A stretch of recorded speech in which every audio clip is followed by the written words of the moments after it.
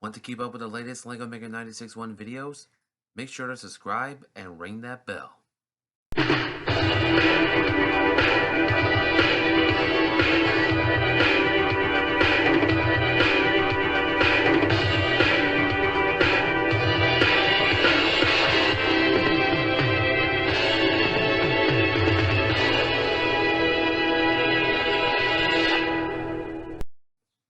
Hello everyone, LEGO Mega 96.1 here with another video. And welcome back to another On This Day in History. I'm going to do two major events in one video, which occurred on the 14th and the 15th, back in 1865 and in 1912. And on those two dates, Abraham Lincoln was assassinated days after the Civil War, and the RMS Titanic sank on her maiden voyage from Southampton to New York. But before we can go on, I just want to share a little thing about me. Long before I got into the American Civil War, I was well entrenched in Titanic. I mean, it all started when I was in school, and I've just read everything that's Titanic. I've seen every documentary, read every book, seen every movie, and above all, it's interesting. And before I get any criticism, yes, I have seen James Cameron's Titanic numerous times. Love the movie. Highly recommend you watch it. But first, let's go over the events in chronological order. To start off with, let's go over 1865. Now, for Lincoln's assassination, this occurred 3 days after the war ended, when Lee surrendered to Grant in Appomattox Courthouse in Virginia. It was there that there were still rebels out on the field, and many of these northern boys, some were still fighting, some are going home, and some are staying on until their enlistments are up. But for many Confederates in particular, they're just dropping their guns and going home. And to think the South will rise again? Don't. The North won, and I'm sorry. Slavery is wrong, and it's wrong to own people. You gotta face facts. The Confederacy is dead. Bury it. Now, on to Lincoln's assassination. Many events are somehow linked, because not only Lincoln was assassinated, and because there were two assassination attempts that occurred at 10:15 p.m. Eastern Standard Time. Andrew Johnson's life was spared at the hands of George Atterott, and William H. Seward survived a knife attack from Lewis Powell, or Payne, whatever you want to call him. Now, as to the main conspirator in particular who led the assassination attempt, that was none other than Marylander and Southern sympathizer John Wilkes Booth. But here's another fact you should know. Before they changed to Lincoln's assassination, Booth's original plan was to kidnap Lincoln. They were to hold him hostage in exchange for Confederate POWs. Now, throughout the North, throughout the Civil War, mainly at Fort Mifflin in Philadelphia, Fort Delaware in Delaware City, Delaware, Elmira Prison in Camp Douglas, there were Confederate prison camps. They do this to house Confederate prisoners of war. Now, when Grant took overall command of all Union forces, all prisoner exchanges were halted. The reason why? Because it was to cripple the Southern manpower. And part of the exchange, we wanted to get back our United States colored troops. Those were African American soldiers fighting for the Union Army during the Civil War.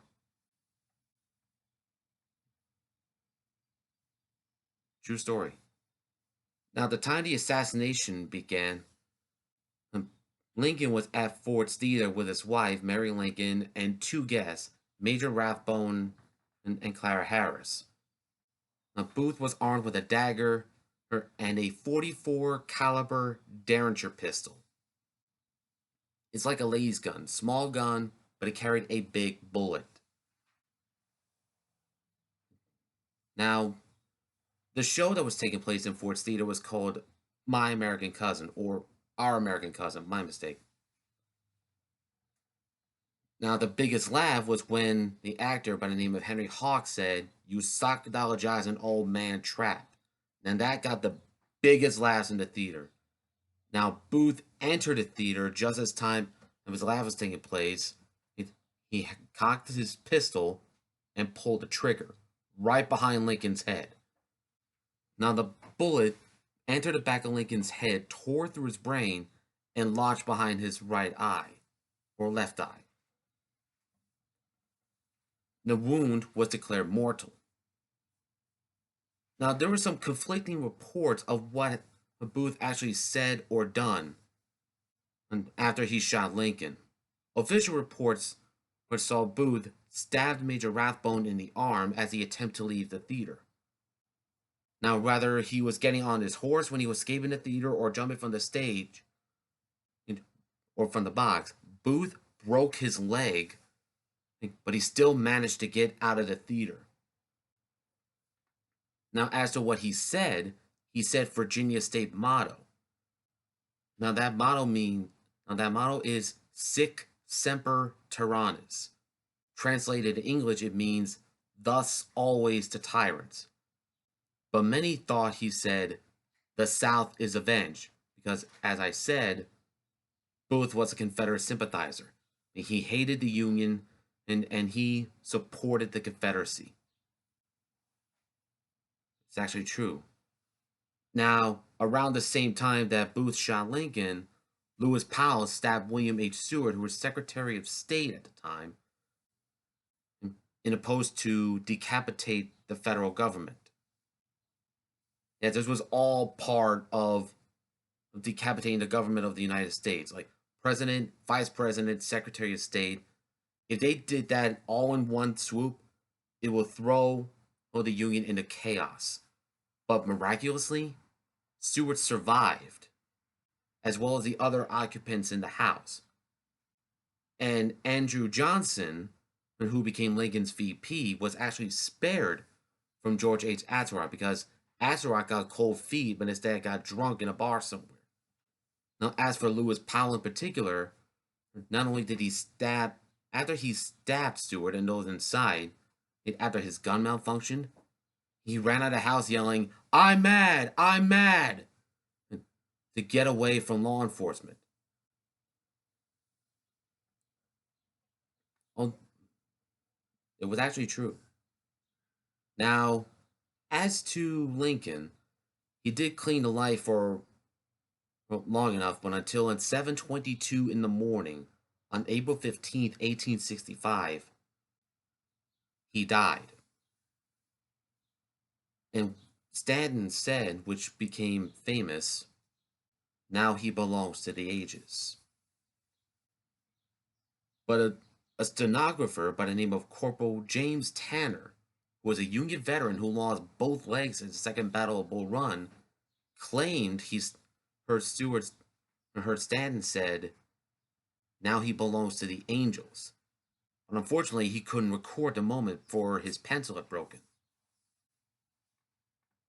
So, yeah. Now, jumping on ahead to 1912, which was less than 50 years after Lincoln's assassination, the RMS Titanic sank on her maiden voyage. Now, she hit the iceberg at 11:40 p.m. when she's out in the Atlantic on her maiden voyage. Now, I don't know what the sea time is out there, so apologize in advance if I don't know anything. I mean, it's been like a long time since I learned about the Titanic, so just bear with me on this. Now, as a kid growing up, I was well entrenched in Titanic. I mean, I couldn't stop talking about it. I mean, I've seen every documentary, movie, and show on the Titanic. I've read every book. I mean, it was that good. And there was like a lot of photos on the ship, both on the outside and the inside, and it's impressive still. And true, the shipwreck itself, when it was discovered in 1985, it's still impressive. Sad, but impressive. Now, as to the maiden voyage, Captain Edward Smith, who was Titanic at the time, who was the captain of the Titanic at the time, wanted to get to New York faster, so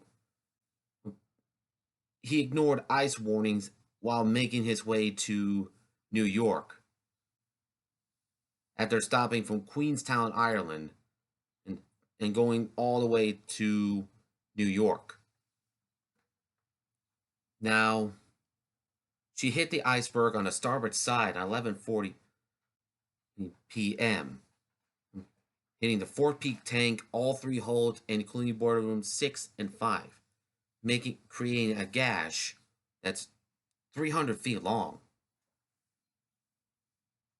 Now, I've seen a lot of animation and read a lot of stuff on the Titanic when on YouTube, but the real master was Sam from Historic Travels, to which I subscribe to, and he's like the major of the Titanic, primarily a Titanic buff, as it were.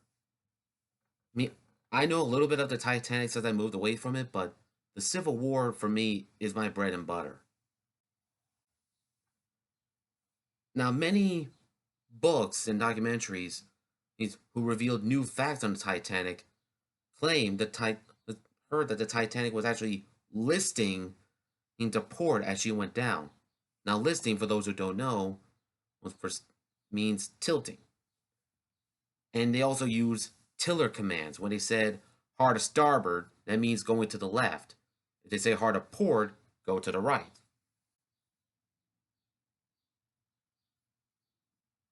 And a lot of people died on that vessel. Now, Captain Smith knew there were boats for only half of the passengers on board. There's not enough boats. But after the Titanic disaster, there's like enough lifeboats for everyone. So in that case, when the disaster hits, everyone gets off board and we're all safe and sound. Word of advice, kids, always pay attention to stuff. If you're going to be captain of a ship, pay attention to warnings.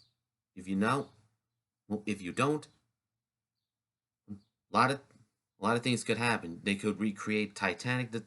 They could recreate the Titanic disaster, the Britannic disaster, which is the sister ship of the Titanic. She was a hospital ship during World War I that struck a mine and sank. Lusitania, who was hit by a torpedo and sank. And a lot of major stuff. So always pay attention. And there's a saying I want all of you to remember. Those who don't know history are forever doomed to repeat it. I'm going to say that again. Those who don't know history are forever doomed to repeat it. Think about it.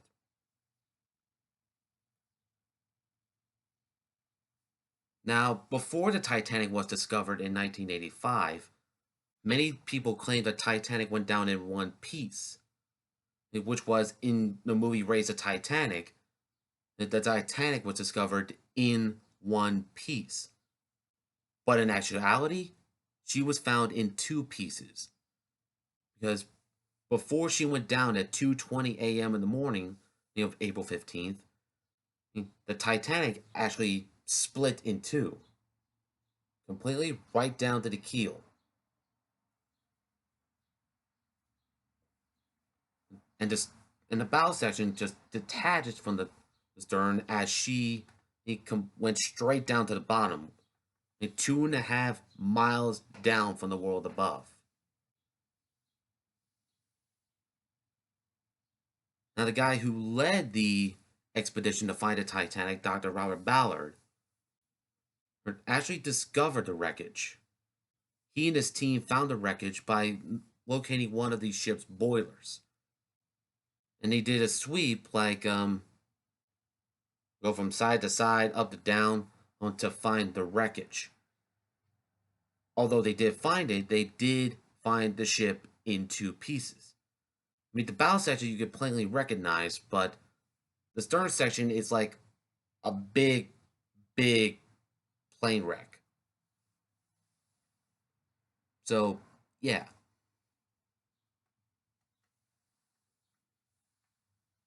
And to answer your question, no, I don't think it's wise enough to raise the Titanic because one is in a crap ton of pieces. The moment it touches air, it's gone. And two, it's a grave.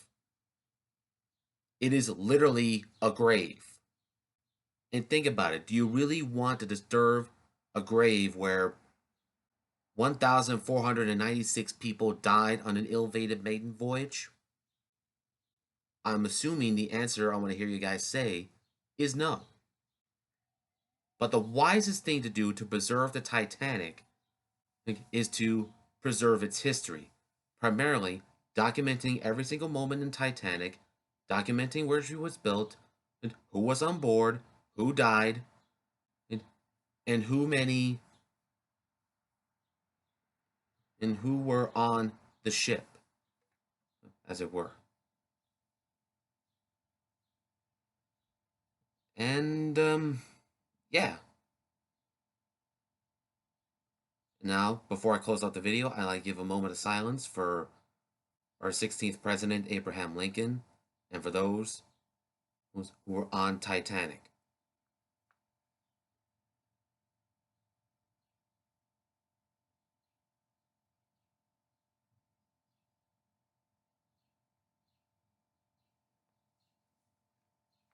And that concludes today's video.